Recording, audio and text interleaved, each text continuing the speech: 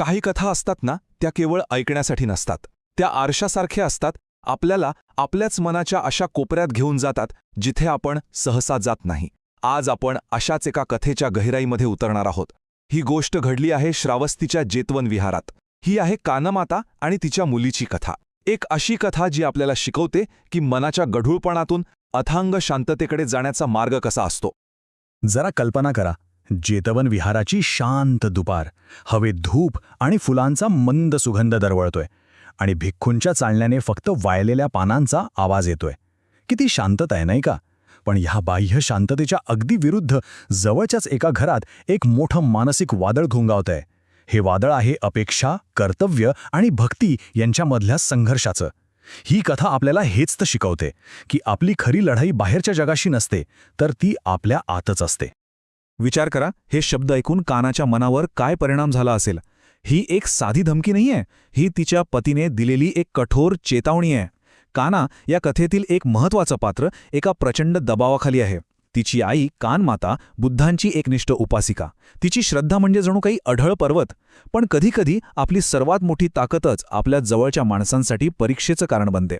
इथे कानमातेची भक्ती आणि तिच्या मुलीच्या संसाराची जबाबदारी यात एक तीव्र संघर्ष निर्माण झालाय.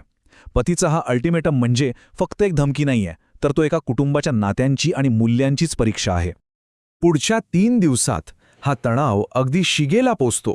बघा, पहिल्या दिवशी कानमाता मोठ्या प्रेमाने मिठाई बनवते, पण दारात भिक्खूंना पाहताच तिची श्रद्धा जागृत होते आणि ती सगळं काही दान करून टाकते.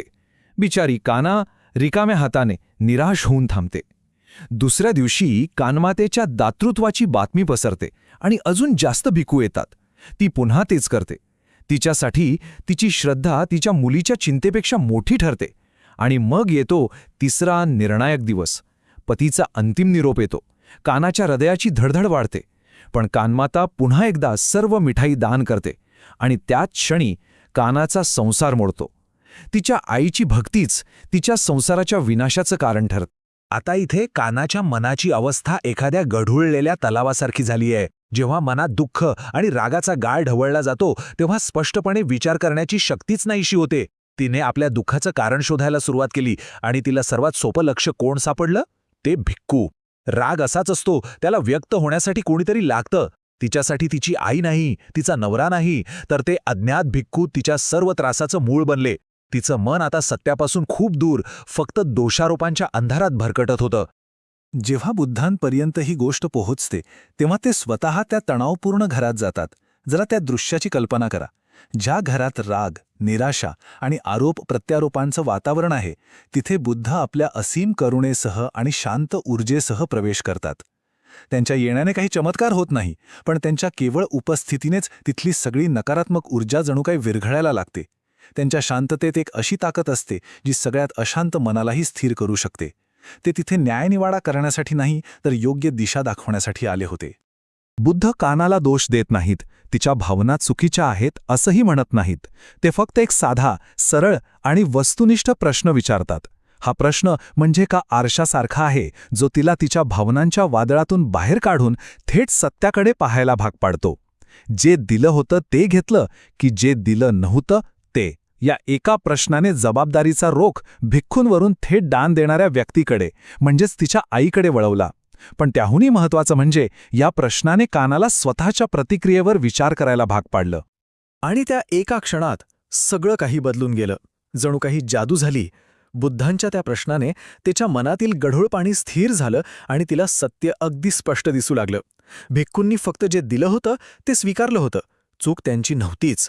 राग तर तिच्या मनात होता, त्यांच्या कृतीत नाही. ही जाणीव इतकी खोलवर झाली की त्याच क्षणी तिला स्वतःपत्ती फळ प्राप्त झालं. याचा अर्थ तिने ज्ञानाच्या प्रवाहामध्ये प्रवेश केला. ही एक अशी अवस्था आहे जिथून परत गोंधळात जाणं शक्य नसतं. हा आत्मज्ञानाचा पहिला पण सर्वात महत्त्वाचा टप्पा होता, जिथे व्यक्ती पहिल्यांदा स्वतःच्या मानसिक प्रक्रियांची जबाबदारी घ्यायला शिकते. कानाच्या मनात झालेलं हे परिवर्तन फक्त एका व्यक्तीपुरतं मर्यादित नव्हतं.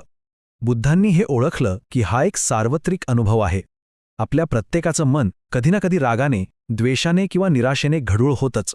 कानाची कथा म्हणजे या मानवी स्थितीचं आणि त्यातून बाहेर पडण्याच्या मार्गाचं एक उत्तम उदाहरण बनलं. आणि याच क्षणी या घटनेतून मिळालेल्या प्रेरणेने बुद्धांनी एक गाथा उच्चारली जी आजही तितकीच महत्वाची आहे.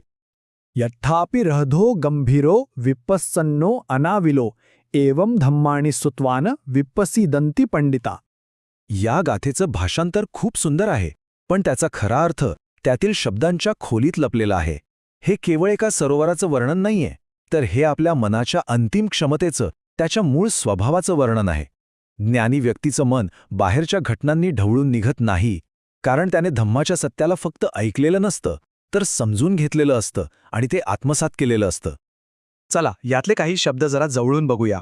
पहिला शब्दसमूह आहे रहेदो गंभीरो. रहदो म्हणजे सरोवर आणि गंभीरो म्हणजे खोल, अथांग, ज्याचा तळ लागत नाही असं. हे फक्त भौतिक खोलीबद्दल नाहीये, तर हे मानसिक आणि आध्यात्मिक खोलीचं प्रतीक आहे. एक असं मन जे बाहेरच्या परिस्थितीच्या लहान सहान लाटांनी विचलित होत नाही. का? कारण त्याची स्थिरता त्याच्या त्या अथांग खोलीमध्ये असते. आणि दुसरा महत्वाचा शब्द आहे विपस्सीदंती. याचा अर्थ आहे ते शांत होतात किंवा ते निर्मळ होतात. या शब्दाचं मूळ पस्सीदती या शब्दात आहे, ज्याचा अर्थ आहे खाली बसणं, स्थिरावणं. अगदी तसंच जसं कानाच्या मनातला रागाचा आणि दोषारोपांचा गाळ बुद्धांच्या प्रश्नानंतर खाली बसला आणि तिचं मन स्वच्छ, निर्मळ झालं. हीच ती प्रक्रिया आहे. हेच तर आपल्याला शिकायचं आहे की मनाची शुद्धता काहीतरी नवीन मिळवून नाही, तर जे अनावश्यक आहे त्याला शांत होऊ देऊन साधली जाते. ही प्राचीन कथा आणि हे पाली शब्द हे सगळं ऐकायला खूप छान वाटतं, पण खरा प्रश्न हा आहे की आजच्या जगात जिथे आपलं मन सतत स्मार्टफोनच्या नोटिफिकेशन्स, कामाचे डेडलाईन्स आणि सोशल मीडियाच्या गजबजाटाने ढवळून निघत आहे, तिथे हे अथांग शांत सरोवर शोधायचं तरी कसं? ही गाथा केवळ एक जुना ग्रंथ नाहीये, तर ती आजच्या गोंधळलेल्या आयुष्यासाठी एक व्यावहारिक मार्गदर्शक आहे, एक प्रकारचा युजर मॅन्युअल आहे. बघा, या दोन अवस्था आपल्या सगळ्यांच्या ओळखीच्या आहेत. गढूळ सरोवर म्हणजे प्रतिक्रियाशील मन, कोणी काही बोललं की लगेच रिॲक्ट होणं. चिंताग्रस्त मन, जे सतत भविष्याच्या काळजीने व्यापलेलं असतं. आणि दोष देणारं मन, जे आपल्या दुःखासाठी नेहमी दुसऱ्यांना जबाबदार धरतं. याच्या उलट निर्मळ सरोवर म्हणजे प्रतिसाद देणारं मन, जे विचारपूर्वक कृती करतं. शांत मन, जे वर्तमानात स्थिर आहे. आणि जबाबदार मन, जे स्वतःच्या भावनांची आणि विचारांची मालकी स्वीकारतं. आपला प्रवास आहे या पहिल्या अवस्थेतून दुसऱ्या अवस्थेकडे जाण्याचा. हे तत्त्व आपण रोजच्या आयुष्यात वापरू शकतो.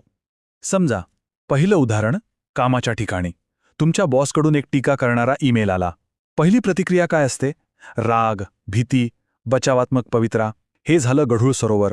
पण निर्मळ सरोवराचा सराव म्हणजे काय? तर एक क्षण थांबणं, स्वतःला विचारणं, या ईमेलमध्ये वस्तुनिष्ठ तथ्य काय आहे? ही चौकशी प्रतिक्रियेला प्रतिसादात बदलते. दुसरं उदाहरण, डिजिटल व्याकुळता. तासनतास सोशल मीडियावर स्क्रोल केल्यावर कसं वाटतं? मन थकलेलं, विचलित आणि असमाधानी. हे म्हणजे आपल्या मनाच्या सरोवरात सतत लहान लहान खडे मारण्यासारखं आहे. निर्मळ सरोवराचा सराव म्हणजे जाणीवपूर्वक डिजिटल डिटॉक्स करणं. आणि तिसरं, वैयक्तिक संबंध. आपण अनेकदा जुने वाद, जुन्या चुका मनात धरून ठेवतो. त्यामुळे समोरच्या व्यक्तीला आपण वर्तमानात जसं आहे तसं पाहूच शकत नाही. त्यांच्या प्रत्येक कृतीवर आपण भूतकाळाचा चष्मा लावून पाहतो. हे आहे गढूळ पाणी. निर्मळ पाणी म्हणजे क्षमा करणं आणि प्रत्येक क्षणाला नवीन दृष्टीने पाहण्याचा प्रयत्न करणं. चला तर मग ह्या ज्ञानाला आपल्या रोजच्या जीवनाचा भाग बनवण्यासाठी एक ठोस कृतिशील मार्ग पाहूया. याला आपण आपली मानसिक स्पष्टतेची प्रयोगशाळा म्हणू शकतो. ही एक छोटीशी मार्गदर्शिका आहे जी आपण रोज वापरू शकतो. ही एक अगदी सोपी 3 पायऱ्यांची प्रक्रिया आहे. पहिली पायरी, गोंधळ ओळखा. जेव्हा राग, चिंता किंवा अस्वस्थता जाणवेल तेव्हा त्याला नाकारू नका. फक्त ओळखा. ठीक आहे, आता माझं मन गढूळ झालं आहे. शरीरात काय होतंय याकडे लक्ष द्या. दुसरी पायरी, स्पष्टतेने चौकशी करा. बुद्धांप्रमाणे स्वतःला एक साधा वस्तुनिष्ठ प्रश्न विचारा. या क्षणी कोणती भावना आहे? यात माझा वाटा किती आहे? यावर माझी कोणती प्रतिक्रिया सर्वात उपयुक्त ठरेल? हे प्रश्न दोषारोपाकडून जिज्ञासेकडे घेऊन जातात. आणि तिसरी आणि सगळ्यात महत्त्वाची पायरी, स्थिरावण्याचं निरीक्षण करा. काहीही करण्याची गरज नाही. फक्त थांबा, 3 दीर्घ श्वास घ्या. असं केल्याने तुम्ही तुमच्या मेंदूच्या प्रतिक्रिया देणाऱ्या भागाला शांत होण्याची संधी देता. आणि तुम्हाला जाणवेल की विचारांचा आणि भावनांचा तो गाळ हळूहळू खाली बसत आहे.